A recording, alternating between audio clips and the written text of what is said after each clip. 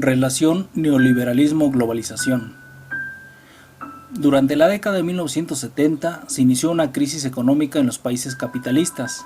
Para combatirla, Inglaterra y Estados Unidos aplicaron durante la década de los 80 una política económica conocida como modelo neoliberal capitalista. El neoliberalismo es la corriente económica y política inspirada y responsable del surgimiento de las ideas asociadas al liberalismo clásico. Los defensores del neoliberalismo apoyan una amplia liberación de la economía, el libre comercio en general y una drástica reducción del gasto público y de la intervención del Estado en la economía en favor del sector privado.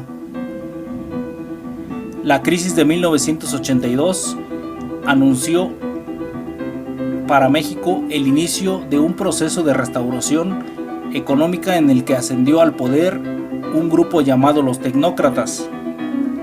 Este grupo estaba convencido de que la forma de impulsar el crecimiento económico sostenido en México era por medio de una estructura económica en la cual el sector privado y la vinculación de la economía con el mercado mantenían un papel central. La aplicación de este modelo económico comprende los sexenios de Miguel de la Madrid, Carlos Salinas de Gortari y Ernesto Zedillo. La globalización describe además a un conjunto de fenómenos vinculados a la política y a la economía. Uno de los factores de este último rasgo es el negativo. La acentuada pobreza mundial. Además puede hablarse de una mayor actividad migratoria en zonas fronterizas, acelerando cambios en política, economía y cultura. Esta valoración negativa supone que es un proceso político que no disminuye las diferencias de poder existentes entre ricos y pobres, entre países industrializados y países en desarrollo. El mundo actual vive una reconstrucción social, económica y política, casi sistémica. Las reglas del juego en las relaciones internacionales han cambiado vertiginosamente. El tablero geopolítico ha sido violentamente transformado. Los fundamentalismos se arraigan en ciertas regiones y ahora se habla de fronteras entre civilizaciones, más que de fronteras tradicionalmente concebidas en mucho tiempo.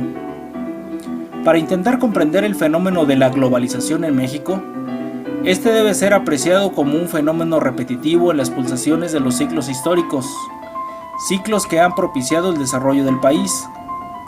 Por ejemplo, los cambios autoorganizativos de sistemas complejos que más se han evidenciado sucedieron cuando se instauró el capitalismo comercial y el desarrollo después de la época revolucionaria, y continuaron con mayor énfasis en la introducción de nuestro país a tratados comerciales en el salinismo, el cual incluyó a México en un esquema comercial desarrollado. En términos generales puede decirse que la globalización es un fenómeno pluridimensional, es decir, que comprende a una multitud de dimensiones de la vida social, económica y política, y que tiene por escenario al mundo. En su dimensión económica, la globalización puede ser entendida como una nueva fase de expedición capitalista. La globalización trae aparejada una disminución de la autoridad de los estados y, en consecuencia, una reducción del principio de soberanía estatal. Esto significa también que sus fronteras sean más porosas y menos significativas. La globalización es irreversible.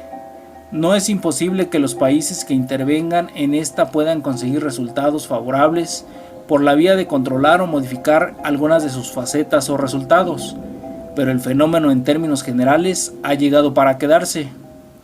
Si bien el proceso es calificable de irreversible, los estados o naciones no están obligados a participar de este proceso en curso.